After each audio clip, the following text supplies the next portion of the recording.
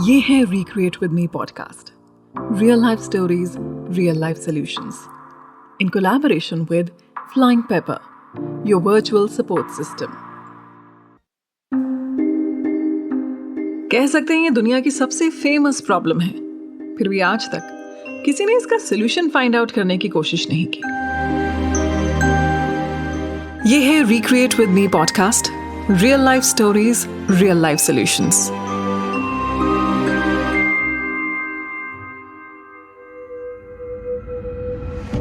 कोई मुझे इस घर में प्यार नहीं करता।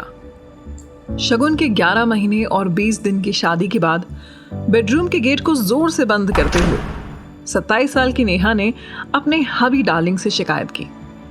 प्रवीण ने उसे प्यार से बेड पर बिठाया, उसका हाथ पकड़ा, उसके नए चूड़े को पीछे करते हुए बोला, मैं तो करता हूं। मैंने कहा, इस घर में तुम्हारी मम्मी मुझसे पूरे दिन कोई बात नहीं करती, किसी बात का सीधे मुंह जवाब नहीं देती। मैं हर रात इस टेंशन में सोती हूं कि कल सुबह उठने में लेट ना हो जाऊं। शादी के पहले मैंने क्लियर कहा था, मैं वेस्टर्न कपड़े पहनूंगी। जिस दिन जीन्स पहनती हूं उनका मुंह सूज जाता है, उन्हें खुश करने के लिए सूट पहनती हूं। पता नहीं कब मैं उनके लिए आदर्श बहू बन पाऊंगी। प्रवीण ने फिर प्यार से नेहा के बालों में हाथ फेरते हुए कहा, जल्दी घूमने चलेंगे गोवा, तब तुम जी भर के जीन्स पहन लेना। पर नेहा ने तो जैसे जिद पकड़ ली थी, नहीं नहीं नहीं, तुम्हें बात करनी ही पड़ेगी। जैसे तैसे करके प्रवीण ने नेहा को शांत तो करा दिया। कुछ दिनों की शांति बनी रही, या यूं कह लीजिए कि नेहा शांत रही। एक दिन फिर बात बिगड़ गई।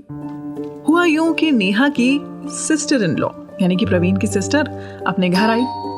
प्रवीण की माँ और वो दोनों एक कमरे में गईं और डोर बंद कर दिया। यहां तक ठीक था। थोड़ी देर में प्रवीण को भी बुला लिया और दरवाजा बंद कर दिया। ये हरकत देखकर नेहा को बहुत गुस्सा आया, पर उसने कोई सीन ना क्रिएट करने की सोची। हेलो रुचि, हाँ बोल।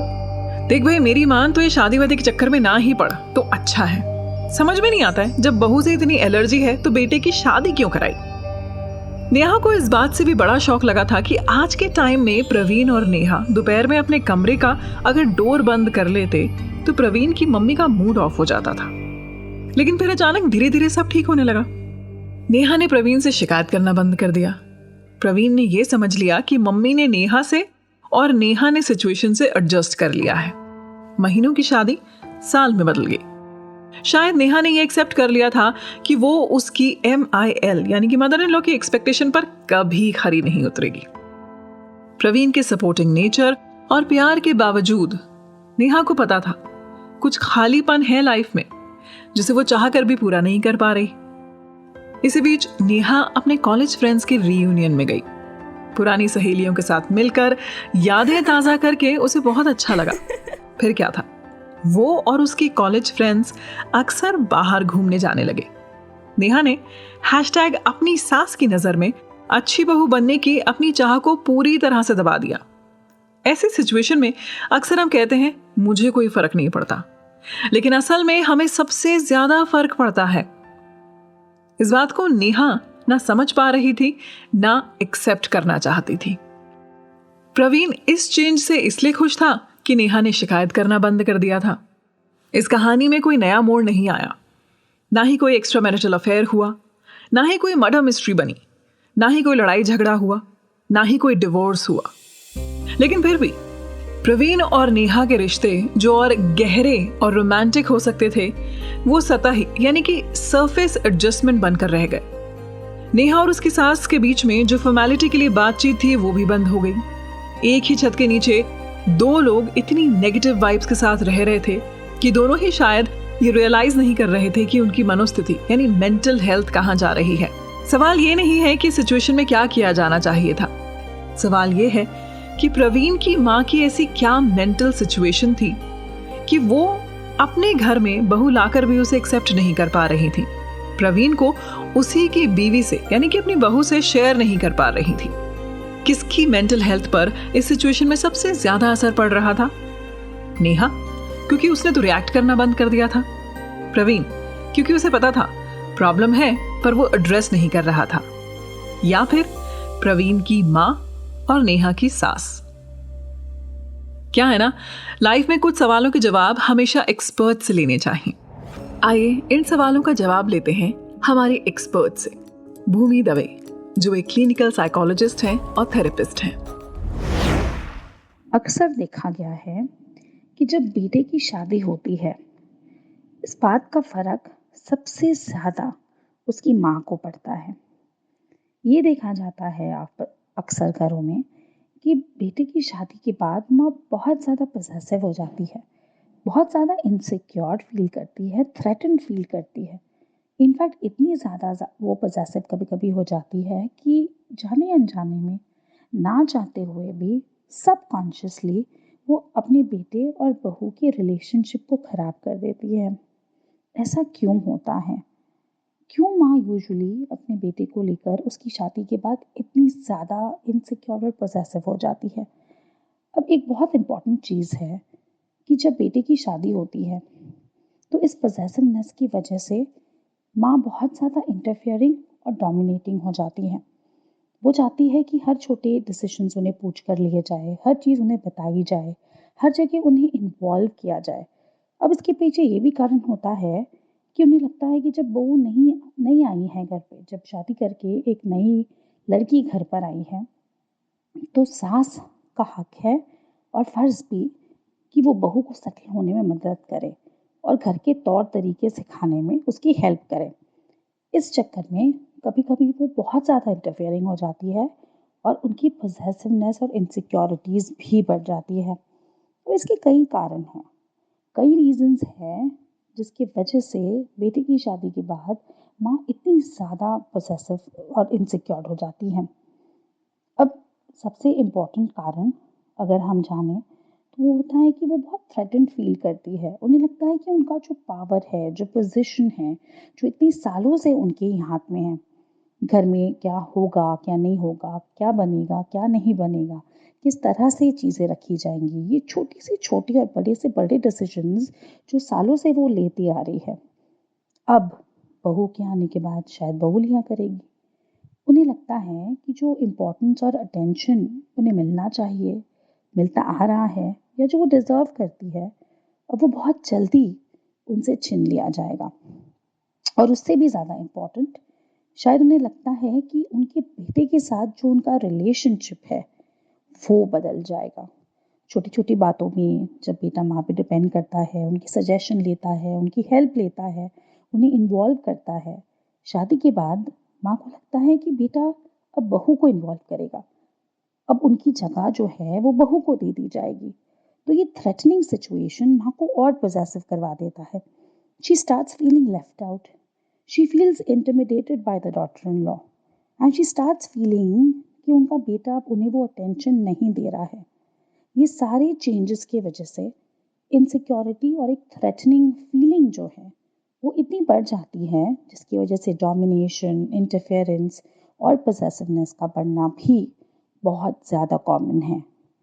अब इससे मिलता जुलता एक दूसरा इम्पॉर्टेंट सवाल है कि क्या ऐसा हो सकता है कि मदर इन लॉ के कुछ ऐसे अनरिजॉल्व इश्यूज रहे हो पास्ट में, जिसकी वजह से वो इस तरह से बिहेव कर रही है? तो यस, ये भी एक पॉसिबिलिटी है। हो सकता है कि जब वो नई नई शादी करके अपने नई घर में अपनी नई फैमिली का हिस्सा बनने आई, तब उनकी सास ने भी उनको इस तरह से एक वेलकमिंग वार्म ट्रीटमेंट नहीं दिया। शायद उन्हें भी इसी तरह से डोमिनेट करा करा। शायद उनकी मदर इन लॉ ने उनको ये फील करवाया कि उनकी पावर और पोजीशन को मेंटेन करने के लिए वो अपनी बहू के साथ फ्रेंडली रिलेशन मेंटेन नहीं करेंगी।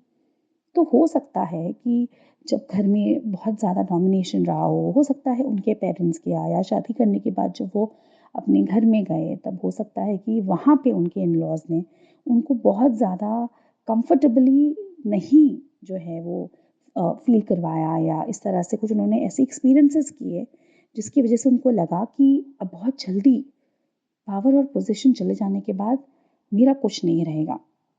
I might lose a lot of things that I've already lost in the past.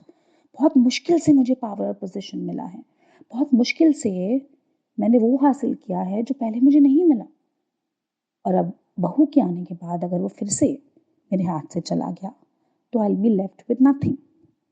तो यस, पास्ट अनरिजॉल्व्ड इश्यूज या कोई अर्ली ट्रॉमा एक्सपीरियंस की वजह से भी ऐसा कई बार होता है कि पास्ट के एक्सपीरियंसेस हम अपने सबकॉन्शियस में रजिस्टर करने के बाद अचानक से उसके बारे में जब सोचते हैं तो वो हमको बहुत ही ज़्यादा नेगेटिव और टॉक्सिक कर देता है। अब ये सवाल है कि क्या इस तरह का बिहेवियर चेंज या रेक्टिफाई किया जा सकता है? क्या एक्सपर्ट, कोई साइकोलॉजिस्ट, कोई काउंसलर या काउंसलिंग सेशंस या किसी तरह की थेरेपीज इन सब में चेंजेस ला सकती है? तो बिल्कुल yes, the answer is absolutely positive. ये बिल्कुल पॉजिटिव है, ये बिल्कुल पॉसिबल है। देखिए, बिहेवियर एक लर्नड एक्टिविटी है। हम जिस तरह से बिहेव करते हैं कहीं ना कहीं एक्सपीरियंस करके, देख के, ऑब्जर्व करके, इस तरह से हम बिहेवियर सीखते हैं, लर्न करते हैं। तो जो चीज़ हम लर्न करते हैं उसको अनलर्न करना भी पॉसिबल है। पॉसिबल है अपने बिहेवियर को चेंज करना, मॉडिफाई करना and to bring out the best version of yourself. और इसमें थेरेपिस्ट, काउंसलर्स और मेंटल हेल्थ एक्सपर्ट्स आपकी बहुत ज़्यादा मदद कर सकते हैं। Counselling can really help. मतलब कि जब दो पार्टीज को लगता है कि वो एक दूसरे से या एक दूसरे की वजह से थ्रेटन्ड फील करते हैं, then it's time for them to consider therapy. It's time for them to seek help of a mental health professional. जब दोनों पार्टीज आमने सामने बैठ के डिस्कस करती है, थर्ड पार्टी के सामने उनकी बातें रखती है, तब बातें क्लियर होती हैं, बातें समझी जाती हैं और अलग अलग स्ट्रैटेजीज और तरीकों से अंदर के जो अनवांटेड इमोशंस और फीलिंग्स हैं उसको बाहर लाया जाता है। This is how you can change your perception, you can change your life, and you can become a better version of yourself. Now, talking about how this problem could have been dealt in a better situation. तो हो सकता है कि mother in law और daughter in law जो है वो बैठ के आपस में डिस्कस करते हैं कि दोनों में क्या क्या खामी है, क्या खूबी है, क्या वीकनेस है, क्या स्ट्रेंथ है, क्या चीज़ें हैं जो दोनों को ही बदलनी होगी। See it's a two way process. चीज़ें कभी एक साइड से नहीं होती, दोनों ही साइड से कॉम्प्रोमाइजेस, दोनों ही साइड से चेंजेस और एक्सेप्टेंस की ज़रूरत होती है। मदर इन लॉ और डॉटर इन लॉ, ये हमें लगता है कि ये रिश्ता ही ऐसा है जो यूजुअली कॉन्फ्लिक्ट्स से भरा होता है, बट शायद इसका एक बड़ा कारण ये भी है कि हमें लगता है कि सास माँ जैसी और बहू बेटी की तरह होनी चाहिए। हम ये क्यों नहीं समझते कि हमें एक अलग रिश्ते को एक अलग तरीके से रिस्पेक्ट करना चाहिए। जब हम रिश्तों को कंपेयर करते हैं कि मेरी सास मेरी माँ की तरह क्यों नहीं है या मेरी बहू मेरी बेटी की तरह मेरा ध्यान क्यों नहीं रखती, तब हम रिश्तों को कंपेयर करने लग जाते हैं। Let's embrace the new relationships, let's respect the relationship the way they are. सास को सास ही रहने दे, बहू को बहू ही रहने दे, माँ और बेटी का दर्जा ना दे और उस नए रिश्ते को रिस्पेक्ट करे। This is what we all need to understand. अगर आपकी लाइफ की भी कोई ऐसी रियल स्टोरी है, कोई कन्फेशन है, कोई प्रॉब्लम है जिसका आप चाहते सॉल्यूशन है, तो वो आप मुझे डीएम कर सकते हैं या फिर मेरे ईमेल आईडी जो आपको डिस्क्रिप्शन में मिलेगा उस पर ईमेल कर सकते हैं। थैंक यू सो मच भूमि, हमें इतने अच्छे से एक्सप्लेन करने के लिए। अगर आप भूमि के साथ में एक पर्सनल काउंसलिंग सेशन बुक करना चाहते हैं तो उनका ईमेल आईडी डिस्क्रिप्शन में मैंने ऐड कर दिया है, आप उनसे पर्सनली कांटेक्ट कर सकते हैं। ये था recreate with me podcast, real life stories, real life solutions. अगर आप भी किसी रियल लाइफ सिचुएशन से जूझ रहे हैं तो आप फ्लाइंग पेपर से अपना काउंसलिंग सेशन बुक कर सकते हैं। बुक करने की डिटेल्स हमने डिस्क्रिप्शन में ऐड कर दी हैं।